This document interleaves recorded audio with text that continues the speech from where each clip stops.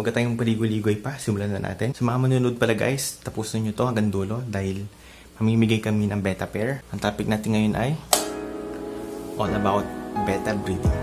Una sa lahat, mag-stock ng tubig sa loob ng 24 oras at ilagay ito sa breeding tank. Kahit anong klase ng breeding tank, basta may taas na 2.5 inches na tubig para hindi sila mahirapan mag-breed.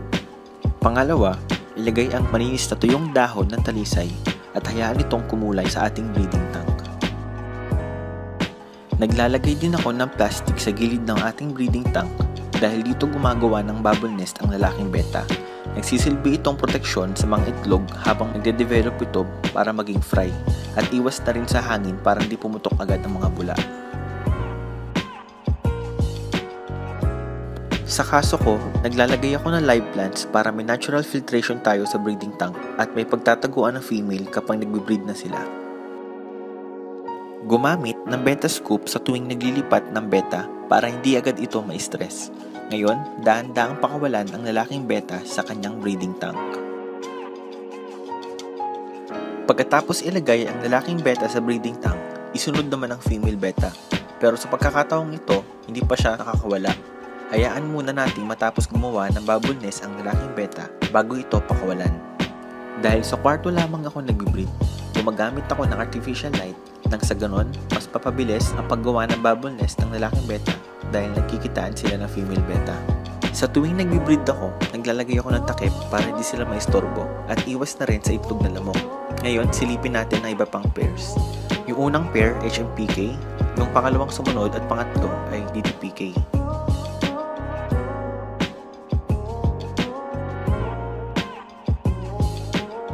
Buksan na natin ang ating breeding tank. Silipin na natin.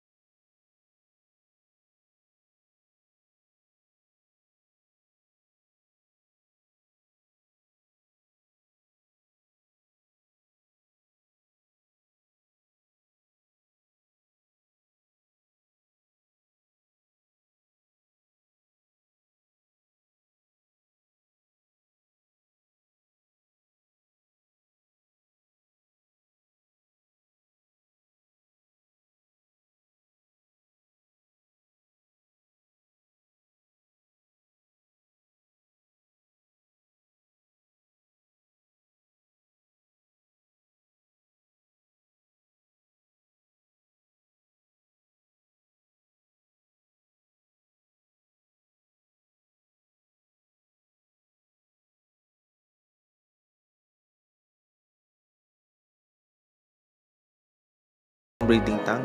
Ngayon, lipat naman tayo sa pangalawang breeding tank. Successful din ang DDPK pair natin. Kaso hindi lang natin nabutan mag-embrace pero may itlog na rin ang nest. Isa sa mga rason ko kung bakit ako gumagamit ng transparent na breeding tank ay para madaling makita ang mga itlog sa gilid. Lipat naman tayo sa kabila. Makikita natin mukhang tapos na rin sila. Yung female, madaming sugat. Isang ring sign na kapag may itlog na ang nest at di nyo makita, nagbabantay ang male sa ilalim at hindi na siya interesado sa female. Congratulations! Successful lahat ng ating breeding. So ngayon, kukunin na natin mga female betas. Hanggat maaari, dahan-dahan lang sa pagkuha ng female para hindi masira ang nest at mahulog ang mga itlog. Nailipat na natin ang female sa unang breeding tank. Ngayon, ilipat din natin ang female dito sa pangalawang breeding tank. Pag nailipat na ang lahat ng female, ibalik natin ang takip ng breeding tank. Nang sa ganon, hindi maistorbo ang male beta at hindi rin makapag-itlog ang lamok sa tubig.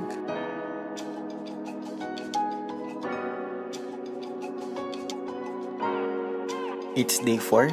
Check natin ang update sa development ng mga itlog. Usually 24 to 48 hours bago ito maging fry. So ngayon nakita natin na fry na yung iba.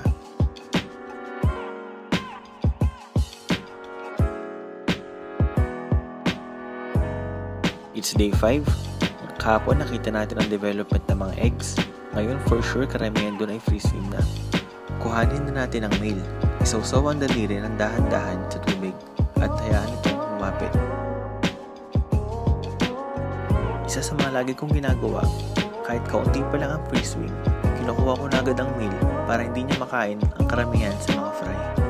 Isa rin sa mga challenging part ng pag-breed ay ang pagtanggal ng male sa kanyang breeding tank nang hindi na nagagalaw or may nasasama na beta fry. Ipapakita ko sa inyo ang iba pang paraan para madali mapalabas ang male beta sa kanyang breeding nest at madali itong mailipat sa panibagong lagayan. Kapag lumapit na ang male beta, dahan-dahan siyang kuwanin sa likuran. Ang pagtanggal ng male beta sa kanyang breeding nest ay ang huling step sa pag-breed ng beta. Ang susunod ay ang pag-aalaga at pagpapalaki sa mga fry. And now, we are giving a beta pair for free. Don't worry, sagot na namin yung shipping fee. All you have to do is like, subscribe, and share this video on Facebook. We will announce the winner sa May 15. So stay tuned. Baka ikaw na yung mapili. Thanks for watching mga kabeta. And that's all for today. Please don't forget to like and share.